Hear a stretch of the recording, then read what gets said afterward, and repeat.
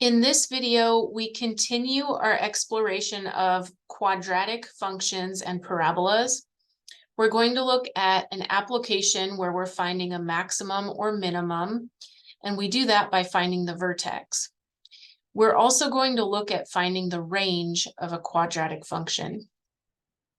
In this first example, we're given a ball that is thrown vertically upward, and we're told that after t seconds, its height h in feet is given by the function h of t equals 52t minus 16t squared. And we're asked to find the maximum height that the ball reaches. Okay, so this is a quadratic. And if I rewrite it with my ax squared plus bx plus c model, it would look like this. H of t equals negative 16t squared plus 52t. And then there's no c added on, so it's just like a plus 0. So we know that the negative 16 is our a, and the 52 is our b. And then c would be 0. So we're looking for the maximum height that the ball reaches. H is what represents height, so we're looking for the h value of the vertex.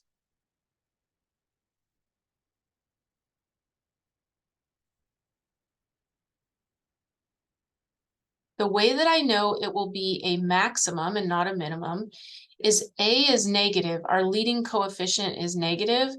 So that tells me that I have a parabolic path here that starts low, goes up to some high point, which is the vertex, and then goes back down again. So we're looking for that point where the turning happens. So remember, for a vertex, our x value, which is t in this case, so I'm going to have t equals negative b over 2a. And so I just plug in the numbers. B is 52, so I'll have negative 52 over 2 times a, so that's going to be 2 times negative 16. And I want to figure out what that value is. So I'll go to desmos.com/scientific, and I'll go ahead and put in 52 divided by, and then I'll put parentheses, 2 times negative 16. And I forgot a negative in front of my 52. So I'll go ahead and put that. So 2 times negative 16, and I get 1.625. So I'm going to have 1.625 back here.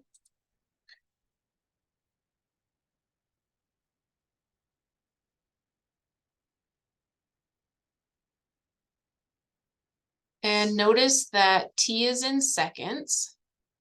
So this is 1.625 seconds.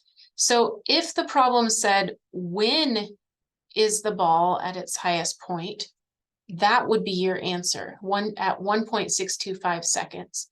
But this problem is actually saying, what is the maximum height? So we're actually looking for the h value of the vertex. So I want to take h of 1.625. In other words, wherever I see the t in my function, I'll plug in 1.625. So I have negative 16 times 1.625 squared plus 52 times 1.625. And let's put this in the calculator. So I'll go back to the Desmos scientific calculator. I'll do negative 16 parentheses 1.625, close the parentheses and square, and then plus 52 plus 52 times 1.625. So we get 42.25.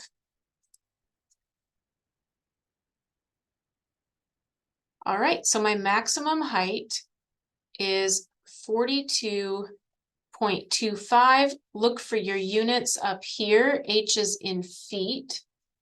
And so my answer is a maximum height of 42.25 feet.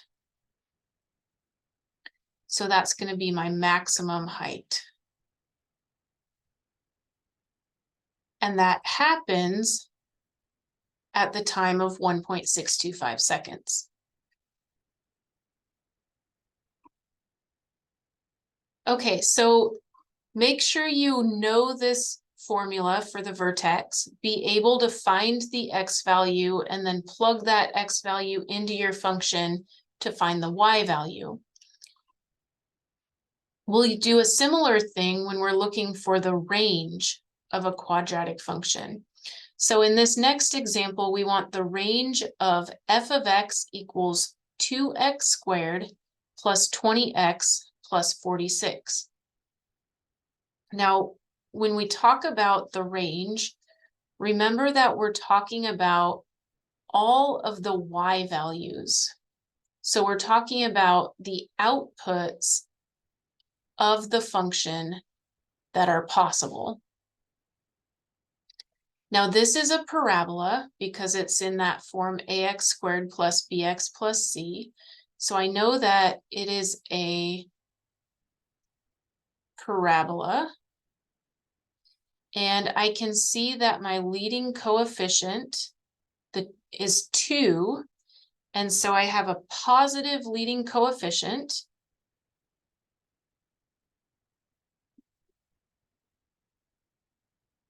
And so my parabola opens upward. So I know it's going to look like that. And what I have to do is I have to find this point because that will give me my minimum y value. Now, if my graph was opening downward, then I would be looking for a maximum y value. All right, so what I want to do when I'm looking for the range of a parabola is find the vertex first. Before I can get the y, I have to get the x. So x is negative b over 2a. So I will have negative 20, because b is 20, divided by 2 times 2, because a is 2. So that will give me a negative 5, because negative 20 divided by 4 is negative 5. The y value is going to be f of negative 5. So I'll have 2 times negative 5 quantity squared plus 20 times negative 5 plus 46. Now you could do this in your head, or you can put it in the calculator. If you want to use the Desmos calculator, you can put it in just like you see it. So 2 parentheses negative 5 squared plus 20 parentheses negative 5 plus 46. Let me double check that I got that right. Yep. Okay, so I get negative 4 for the y.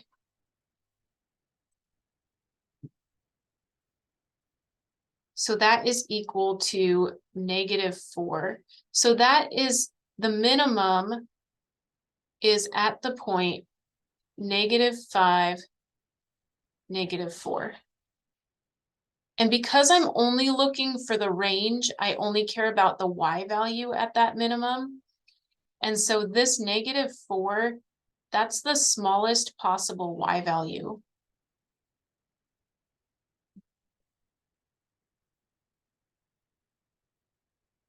And when we're doing our range in interval notation, we want to make sure we always go smallest to largest. So I'll have -4. And then you think about how a parabola works. The parabola goes on forever. So there's actually no largest possible y. And so I would put infinity because there's no upper bound. Now, infinity always takes parentheses. So infinity because there's no upper bound for y.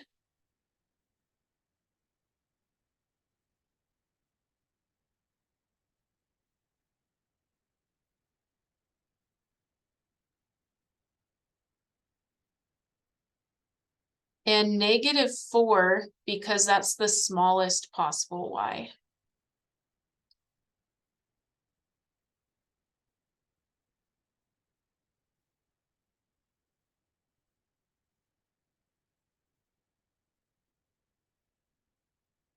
And because the vertex is a valid point on the graph, that -4 is included.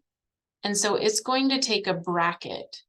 So remember, the bracket always means that the point is included as opposed to being a open circle on the graph. So that would be my final answer, is the range is bracket -4, comma, infinity. The reason I wrote it like that is because I was asked for the interval notation.